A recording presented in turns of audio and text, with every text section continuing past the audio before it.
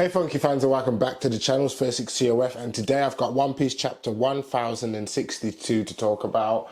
Now without no further ado, I want to get into this video, but first I want you guys to drop a like on the video, comment down below your thoughts on chapter 1062 and the developments that we're going to talk about in this chapter. Now without no further ado, let's talk about One Piece chapter 1062, and we see the reactions of Frankie and the rest of the Straw Hats. Frankie, of course, he's a huge fan of Vegapunk. We all know he spent 2 years on Baltimore, Vegapunk's hometown, and he even mentions this. And he says, "I've got so many things to show you." Usopp and Sanji are freaking out too. Well, we know Sanji's freaking out for different reasons. We know Sanji's a ladies' man. And Usopp, of course, is freaking out. He's saying, "I wish Luffy and Chopper were here to see this." And this is what, and Robin mentions that, hang on, I never heard that Vegapunk was a woman. I never heard any description of Vegapunk being a woman. And this is when the female Vegapunk, or what we know her as Lilith, Punk 002 or Punk 2 Lilith. We see that Lilith seems to be the one who's more focused on money, because we do find out that there is a actual Dr Vegapunk, and what we see of Lilith and some other Vegapunks or punks, and we do find out that that Lilith is what Vegapunk calls a satellite, which is another body that he's created in order to carry out certain tasks. And Lilith seems to be more focused on money and acquiring funding, because she mentions later on that their budget is strapped thin. And this is where Nami steps up and says, like, hang on, if you're saving us, you need to at least help get us out this war. Don't just leave us here.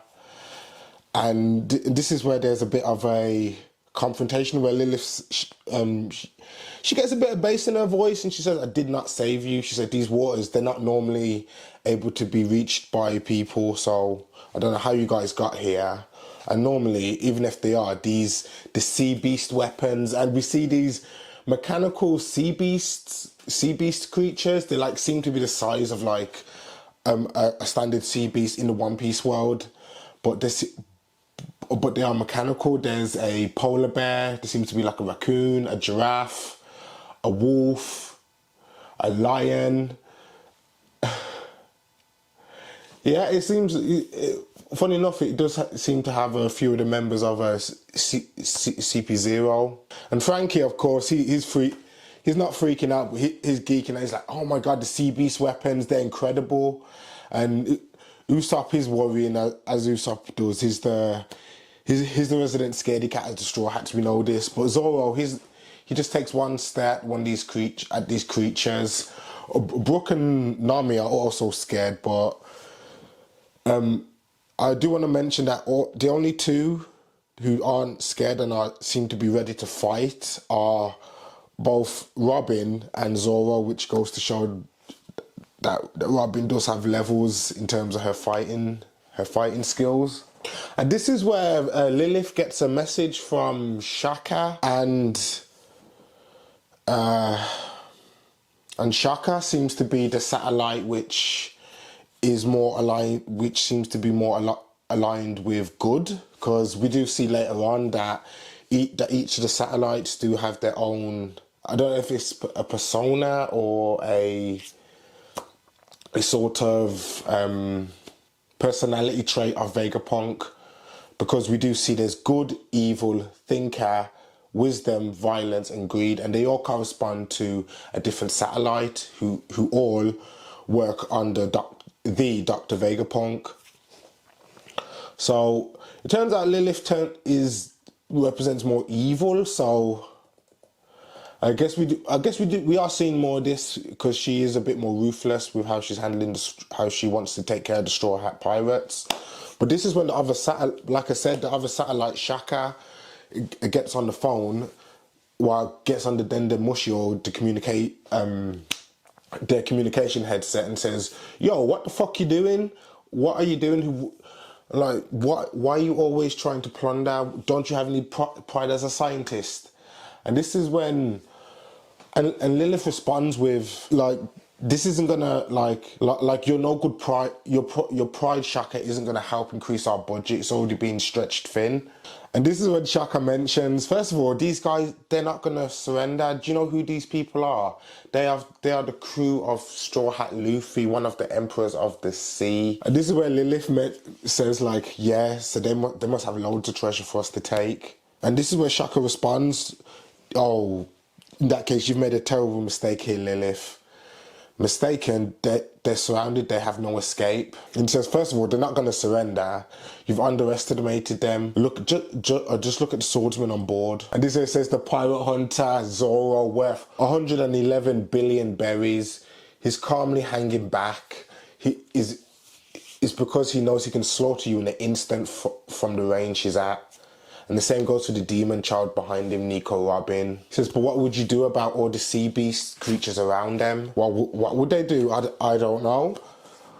But this is where Shaka says, the mighty always determine the first foe the mighty always determine the first foe that they should strike. You ought to think harder. And this is where it pans to Frankie and Sanji, because Sanji's still, you know, he's having his... Sanji's having his simp moment right now. He's simping over the Lilith satellite model, and Frankie, he's just super excited to meet Vegapunk and to see the giant robot. And so the talkative jokers are just a distraction. I didn't pay close enough attention. This is when Lilith is starting to realize the power and just how the Straw Hats act as a crew. And Zoro's like, yo, Vegapunk, I got some demands for you. I don't know what Zoro's gonna ask for. I don't think it's anything like in terms of a power up, but it's probably just gonna be like in terms of like help fix our ship and help us find our captain. I don't really see him wanting anything from Vegapunk. I mean, you guys comment down below and tell me your thoughts on what you think Zoro's request is gonna be. And this is where Shaka the Good says, fine, just bring him in because he can hear everything over the radio. And now we pan over to Luffy, Bonney, Chopper, and Jinbei. And Luffy says to Bonney, you said you were here before, right? She's like, yeah, when I was a kid. It was a normal lab back then. He's like, and why have you come back? And this is where Bonney mentions that her father is Kuma.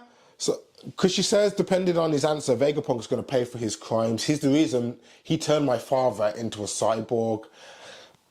And she says he's lost all sense of humanity. He doesn't even know who he is anymore. We see that our Bonnie's tearing up, obviously, because we find out this is her father. And it makes a lot of sense now, because at least now we know her connection with Kuma. A lot of people thought it was probably her wife, or I assume Kuma was like her brother or her uncle, or maybe like a last surviving member of her family or something like that. But at least now we know it was her father. But who's her mom? Who's Bonnie's mom? Have we met Bonnie's mom in the story so far? Has there already been hints? I'm gonna have to try and read back to any chapters involving Bonney to see if there's any more clues. And even Jinbei says that's a terrible fate to suffer. We'll make sure Vegapunk pays. While he says yes, well, he says verbatim, Vegapunk will pay. And Luffy says, I'm sorry about that, Bonney. Well, he says Bug, he calls her Buggy. She's like, Bonney, she has to correct him. And bear in mind, whilst they're having this conversation, they're ascending the ladder in the cave they were originally in to get to the surface. And once they're on the surface, Chopper and Luffy are just ecstatic, because the place seems like it's like a futuristic theme park. It's like Drayton Manor and Disney World times 100 if it was created by Tony Stark. It's this type of like mad, like there's giant robots, giant mechs, there's like space roller coasters. It's mental. But Bonney does have a little thought to herself, and she says, I met Sabo in Marijwa. I better not bring that up right now to him. But like I said, Luffy and Chopper are just excited by everything. They're running around. Jinbei's still just like, yo, what is this place? Like, yo, because it is a futuristic, It is like something, it does look like something out of Futurama, it honestly does, like in terms of it. Yeah.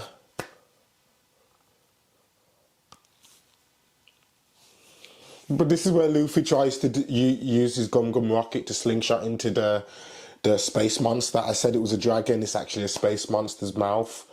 And and Chop and Chopper's freaking out. He's like, oh my god, Luffy got eaten, Luffy got eaten. But it turns out that Luffy just shoots straight through the space monster and lands on the floor. And they run up to him and ask, yo, Luffy, you okay?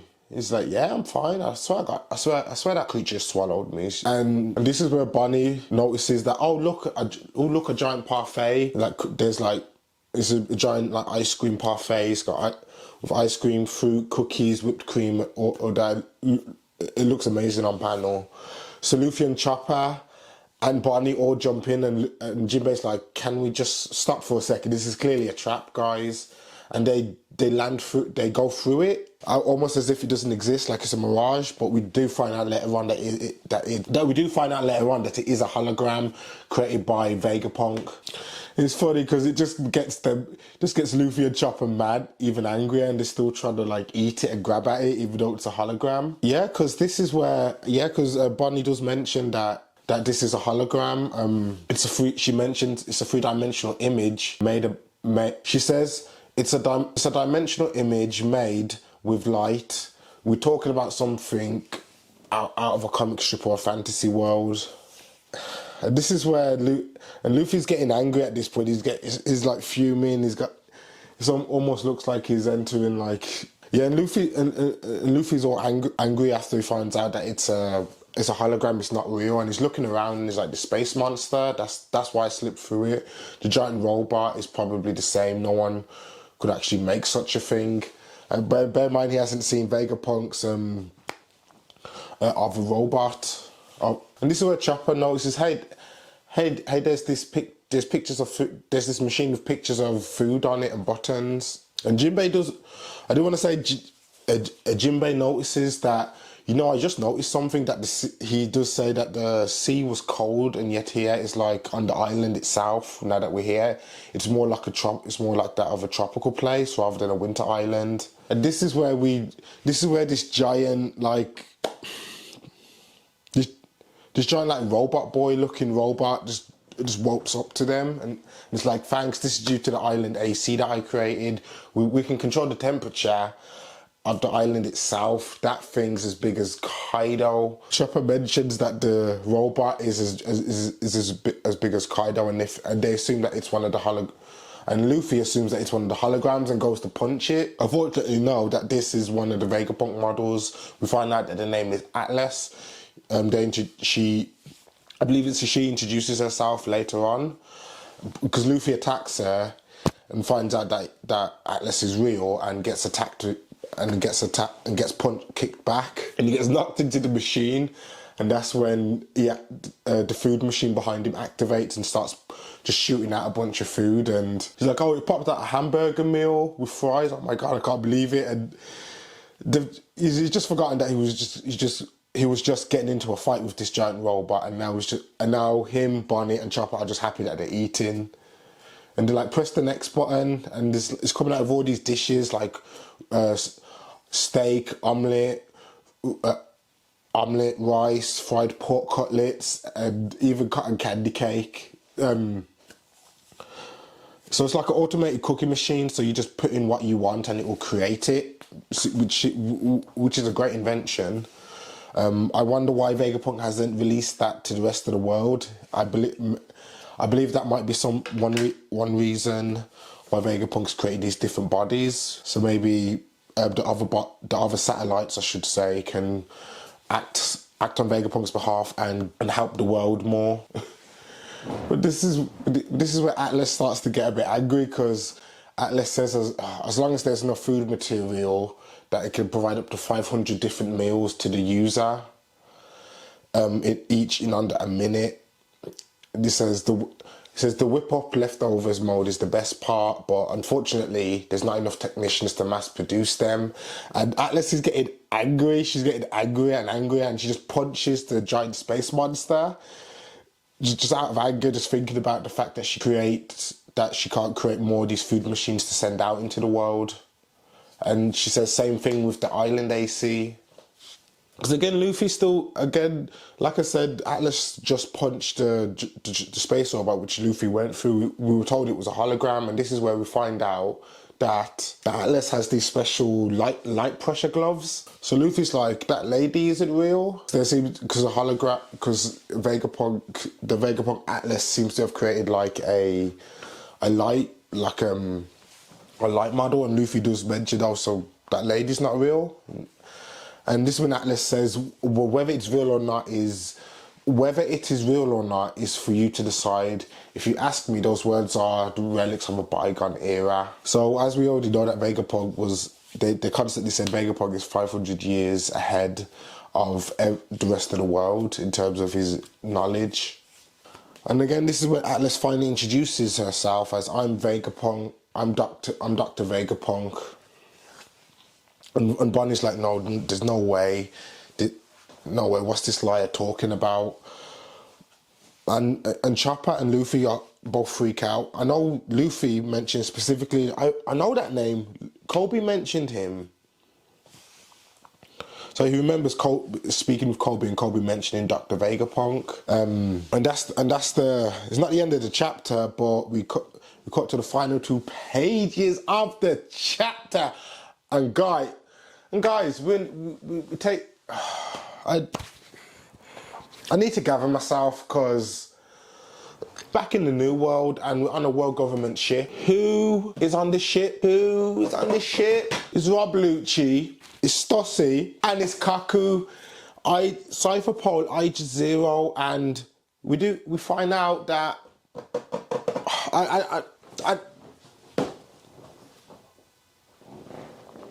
we find out that they're on a mission, because Rob Lucci's like, okay, quickly sum it up for me. And Kaku's like, okay, there's only one Vegapunk, but he's a genius and he doesn't have enough time to do everything. That is what Stussy says. He's short-handed, you see. And so Rob Lucci's like, oh, okay, so why don't you just So instead, as Kaku continues explaining, so what he did, he split himself into 6 different people. In other words, these 6 satellites are all Dr. Vegapunk together. And this is Rob Lucci's like, yo, what a fucking hassle this is, man. This guy sounds like a nuisance. And Rob Lucci just sums it up. He just sums it up. So we need to go to the first. And I should have said that Kuma's there as well. I completely forgot to mention that Kuma's there, because that's a part of their mission. They have to take Kuma back to Vegapunk and then eliminate the other Vegapunks, or 6 of the satellites and the head Vegapunk. So, or 7 Vegapunks, I should say. They do mention that, yo, we need to be careful with his lab because he's got tons of valuable stuff. And Rob Lucci mentions like, yo, this is a bit weird. They want us to eliminate the most useful man in the world. And does this happen to have anything to do with what happened with the Lelucia Kingdom the other day? Well, sounds like Lucci's asking a little too many questions. He's starting to theorize a little too much. I think he'd make a good One Piece anime YouTuber. What do you guys think? And this is what Stussy says. Stussy says, the last thing a man as keenly perceptive as you should be doing is looking for answers. And even Kaku says, yeah, don't drag us into your shit, Lucci. End of the chapter. So we already know that Dr. Vegapunk now has 6 other bodies that he splits himself into, and they all take on a different personality trait from what I believe, and well, from what's explained, because Shaka is the good one, Lilith is the evil one, Edison is the thinker, Pythagoras is the one based on wisdom, Atlas, who we've met, is violence, and York is greed. We haven't met York yet. And there's the actual Dr. Vegapunk himself. So we know that Rob Lucci and Stussy and Kaku are coming to eliminate the Vegapunks, which means that they're going to clash again with the Straw Hat Pirates. So we're going to get a Rob Lucci, Monkey D. Luffy rematch. Oh, we're going to get a part 2. And you know it's going to look so sick with Rob Lucci in the all white versus Luffy going Gear 5 in all white. Oh, I can't wait for that, guys. You guys, tell me how you think this is going to happen. Who do you think CP0 is going to who's going to bump into first? Are they going to bump into Luffy's team, or they're going to bump into the rest of the Straw Hats with Zoro, and Robin. I don't know how ooh. But yeah, that's the end of the chapter, guys. You guys comment down below, tell me your thoughts on One Piece chapter 1062. How do you think this is going to play out? How do you think Rob Lucci versus Luffy is going to... How do you think Rob Lucci versus Luffy is going to turn out again? It's quite... Because obviously you would assume that Luffy's going to win the rematch, but maybe now he's got Gear 5, and this time the big power up it comes with side effects which he's not really aware of. Like people have theorized before, that's going to make Luffy more reckless, and in turn maybe Cypher Pole are going to succeed in eliminating the Vegapunks, or at least maybe a few of them. You guys comment down below and tell me your thoughts. Make sure you subscribe to the channel to keep up to date with my other One Piece chapters and My Hero Academia. And that's it, guys. That's the chapter. I'll see you guys later. I'm 36 COF. You keep it fresh and keep it funky. Goodbye.